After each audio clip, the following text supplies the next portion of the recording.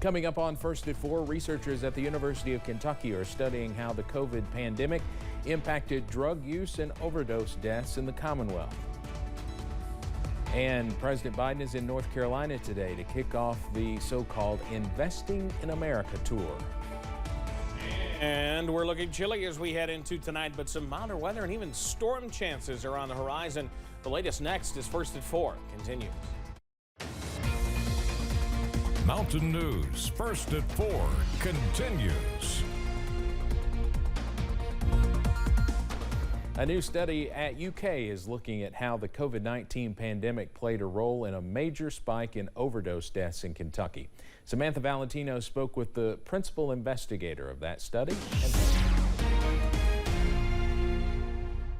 Experts at UK call the influx of illicit fentanyl combined with the COVID-19 shutdown a perfect storm, leading to a 49% spike in drug overdose deaths in Kentucky. We were one of the states that had one of the tallest peaks, and we know now that that was largely driven by fentanyl. Dr. Rachel Vickers-Smith is the principal investigator of the study. She and other researchers are working to understand how this rise in overdoses happened. We need to act, and so we felt like this was a way that we could partner with the community in order to find solutions and really hopefully stem the tide of overdose deaths. The study will identify factors that put rural residents who use drugs at higher risk of experiencing harmful effects as a result of changes in the illicit drug market. They'll be interviewing law enforcement, harm reduction specialists, and people who sell and/or use illicit drugs. We want to hear their perspectives. You know, people who use drugs are experts of their own experience. And so in order to create impactful and sustainable changes, they need to be at the table and in the conversation. This study will also look at what drug users do to protect themselves from experiencing harmful effects such as overdoses. In Lexington, Samantha Valentino, WKYT. Researchers say they will also explore drug users' attitudes towards different potential harm reduction strategies, such as peer and dealer distributed fentanyl test strips. Continuing to watch the possibility for a few showers region-wide out there. Here's a look from Pinpoint Doppler at this point, showing a few showers now pushing out of southwest Virginia, but a few more are on top of Pikeville right now and pushing through Pike County. In fact, let's move you out to the west. A few more trying to scoot into the western parts of the area in parts from the bluegrass. It's something we'll watch. Not a lot of this is reaching the ground just because the air is so dry, but it is something we'll continue to watch. In fact, here in Perry County from Buffalo Mountain, the sun is out. Temperatures in the 50s.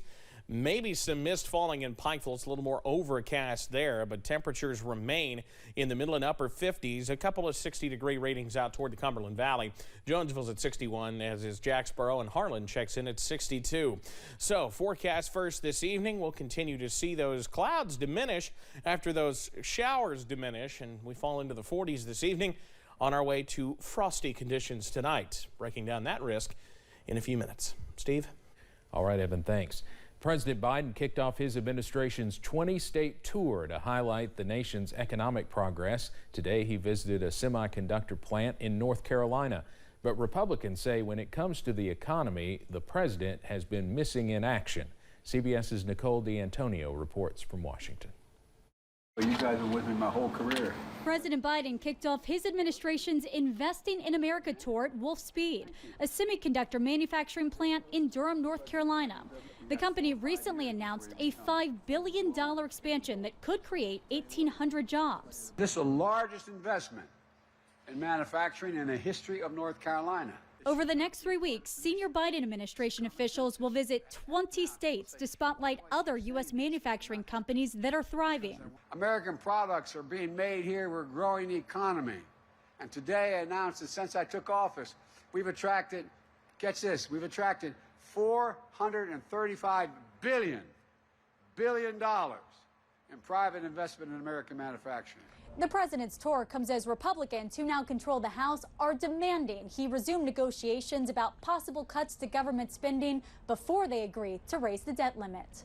House Speaker Kevin McCarthy sent a letter to the White House Tuesday requesting a meeting with the president to specifically discuss reducing non-defense government spending, reclaiming unspent COVID funds, and strengthening work requirements for certain benefit programs. Everybody's looking for workers, and yet the federal government is paying millions of people about $30,000 to $40,000 a year to sit at home.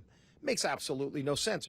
In response to McCarthy's letter, the White House press secretary said the president welcomes a conversation about the nation's fiscal future, but lifting the debt ceiling is non-negotiable.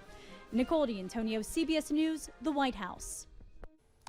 Treasury Secretary Janet Yellen says her department is taking, quote, extraordinary measures to buy time for both sides to find a deal to avoid defaults on the nation's $31.4 trillion borrowing authorities. Those measures will run out possibly as early as June. President Biden is closing out Women's History Month by hosting high-profile business owners. They joined the president at the second annual Women's Business Summit at the White House. The president announced the Small Business Administration is expanding its Women's Centers network. There will soon be 60 centers nationwide to help female entrepreneurs with training, mentoring, business development, and finance.